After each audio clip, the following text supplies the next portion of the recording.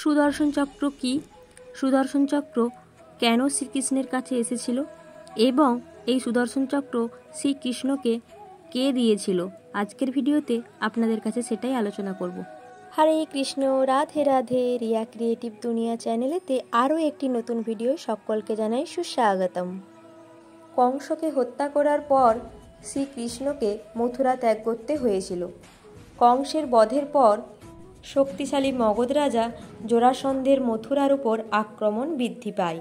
সেই সময় মথুরা যাদব রাজা উগ্রসেনের অধীনে ছিল।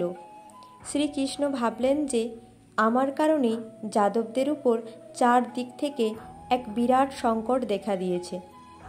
তার কারণে যাদবদের কোনো বিপদ না হওয়ার কথা ভেবে খুব অল্প বয়সেই ভগবান শ্রীকৃষ্ণ মথুরা ছেড়ে অন্য কোথাও নিরাপদে আশ্রয় নেওয়ার সিদ্ধান্ত নেন।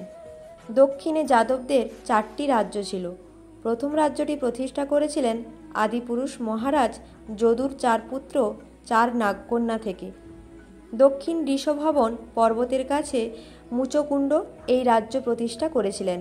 দ্বিতীয় রাজ্য ছিল পদ্মাবত মহাবালীশ্বরমের কাছে। যদুর পুত্র পদ্মবর্ণ সহমাদ্রি মালভূমিতে বেণ্য নামক নদীর তীরে একটি বসতি স্থাপন করেছিলেন। পঞ্চগঙ্গা নদীর তীরে অবস্থিত বিখ্যাত বৈদিক শহর করবীরও এই রাজ্যের অধীনে আসে। এটি শৃঙ্গল নামে এক নাগ রাজবংশের মান্ডলিক রাজার শাসনাধীন ছিল। কারবীর শহরকে দক্ষিণ কাশী বলা হতো। এর দক্ষিণে ছিল ক্রৌঞ্জপুর, যদুর পুত্র সরস কর্তৃক প্রতিষ্ঠিত তৃতীয় রাজ্য। এখানে ক্রাউঞ্চা নামক পাখির প্রাচুর্য ছিল, তাই এর নামকরণ হয়েছিল ক্রাউঞ্চাপুর। সেখানকার জমি ছিল লাল মাটি এবং উর্বর। এই রাজ্যকে বনস্থলী রাজ্যও বলা হতো। চতুর্থ রাজ্যটি পশ্চিম সমুদ্র উপকূলে যদুর পুত্র হরিত প্রতিষ্ঠা করেছিলেন। এই 4টি রাজ্যের মন্ত্রী বিপ্রথ ইতিমধ্যেই দূতদের মাধ্যমে বার্তা পাঠিয়েছিলেন যে শ্রীকৃষ্ণ আসছেন। ভগবান পরশুরাম পদ্মাবত রাজ্যের বেন্না নদীর তীরে বাস করতেন। মহেন্দ্র পর্বত থেকে অর্থাৎ পূর্ব সমুদ্র থেকে পরশুরাম তার অনেক শিষ্যের সাথে নৌকাযোগে পদ্মাবত রাজ্য এসেছিলেন।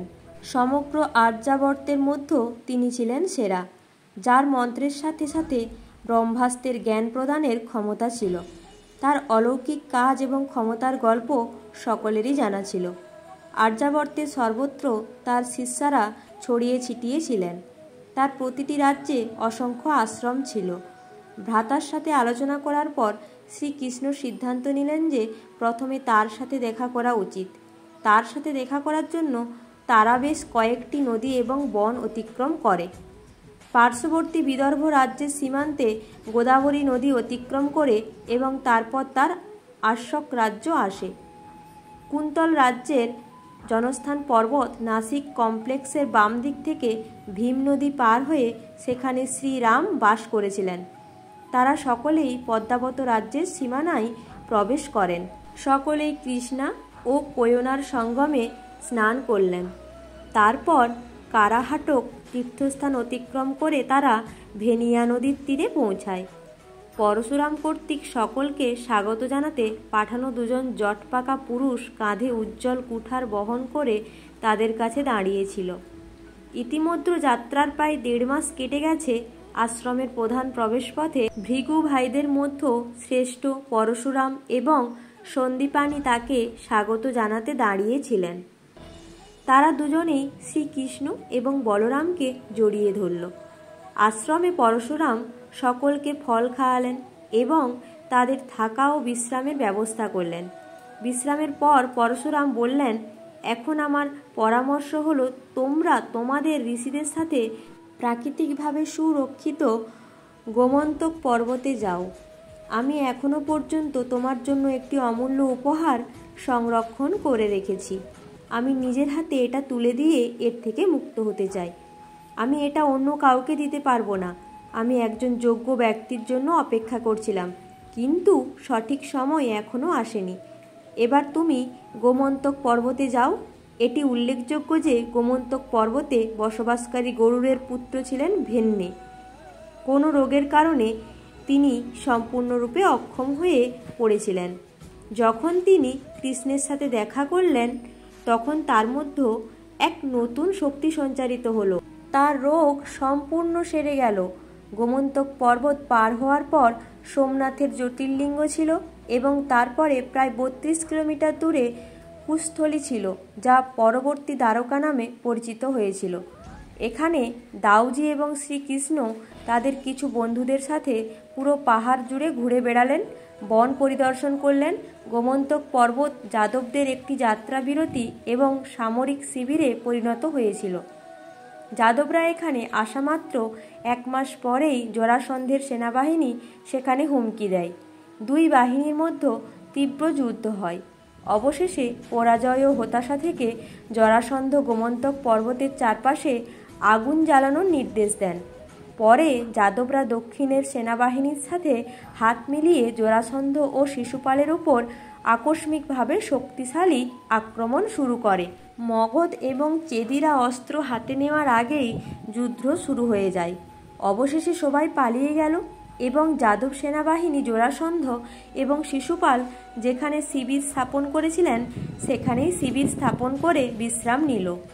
এই বিজয়ের পর একদিন শ্রীকৃষ্ণ তার ভ্রাতা ও বন্ধু বিপ্রুথ এবং কয়েকজন নির্বাচিত যাদবকে নিয়ে পরশুরামের সাথে দেখা করতে যান এবং জরাসন্ধের আক্রমণের কথা জানান।